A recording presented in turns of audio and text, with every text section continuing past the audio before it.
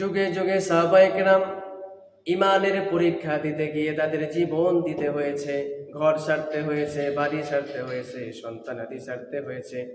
নিজের জীবনকে উৎসর্গ করে আল্লাহর দ্বীন প্রতিষ্ঠার জন্য তারা পৃথিবীর মধ্যে লড়াই করে গিয়েছিল। আল্লাহর নবীর সাহাবী হযরত খুবাইব রাদিয়াল্লাহু তাআলা আনহু মক্কা নগরীর মধ্যে তাকে গ্রেফতার করে ফেলল। আবু জেহেলের সন্তান ইকরামা তাকে গ্রেফতার করে তাকে ঘরের মধ্যে বন্দী করে ফেলল। খাবার নাই, দাবার নাই, পানি নাই, কোনো কিছু নাই। ঘরের মধ্যে তাকে বন্দী করে 1 সপ্তাহ পরে তাকে ঘর থেকে বের করলো। বের করার পরে ডাক দিয়ে বলল, খুবাইব শোনো, কিছুক্ষণ পরেই তোমাকে আমরা হত্যা করে ফেলবো, এখনো সময় আছে, তুমি ওই মুহাম্মাদের দ্বীন, তোমার আল্লাহর দ্বীন ছেড়ে আমাদের ধর্মের মধ্যে চলে আসো।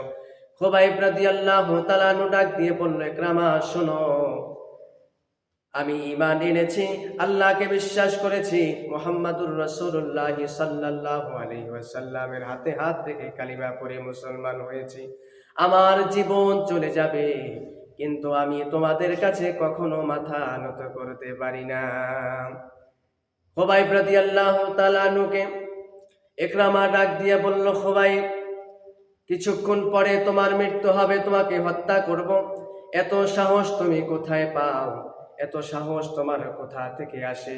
তার কারণ হলো আল্লাহ রাব্বুল আলামিন কোরআনের মধ্যে জানিয়ে দিলেন, ইন্নামাল মুমিনুনাল্লাযীনা ইযা যুকিরাল্লাহু ওয়াজিলাত কুলুবুহুম ওয়া ইযা তুলিয়াত আলাইহিম আয়াতুহু যাদাতুহুম ঈমানাও ওয়া আলা রাব্বিহিম ইয়াতাওয়াক্কালুন।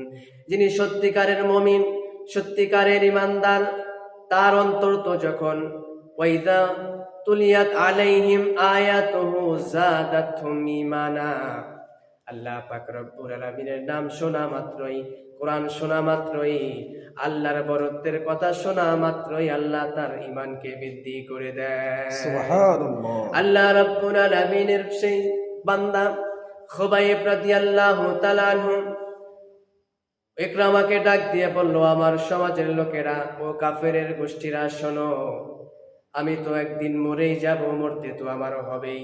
যদি তোমাদের হাতে আমি মরে যাই, আমার একটি শেষ ইচ্ছা রয়েছে, আমার ইচ্ছাটা যদি তোমরা পূরণ করতে পারো। ইকরামা ডাক দিয়ে বলল, কি তোমার ইচ্ছা সেটা আমাদেরকে জানিয়ে দাও।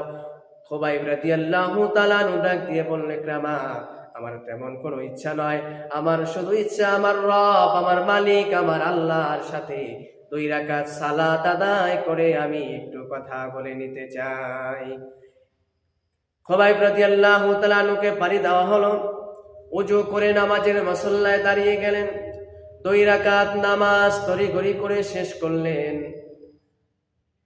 ইকরামা ডাক দিয়ে বলল, খুবাইব, তোমার হাতে তো অনেক সময় ছিল, কিছুক্ষণ পর তোমার মৃত্যু হবে, তোমাকে আমরা হত্যা করে ফেলবো। তুমি তো জানো, নামাজটা যদি আর একটু লম্বা করে পড়তে, আর একটু সময় তুমি বেঁচে থাকতে পারতে।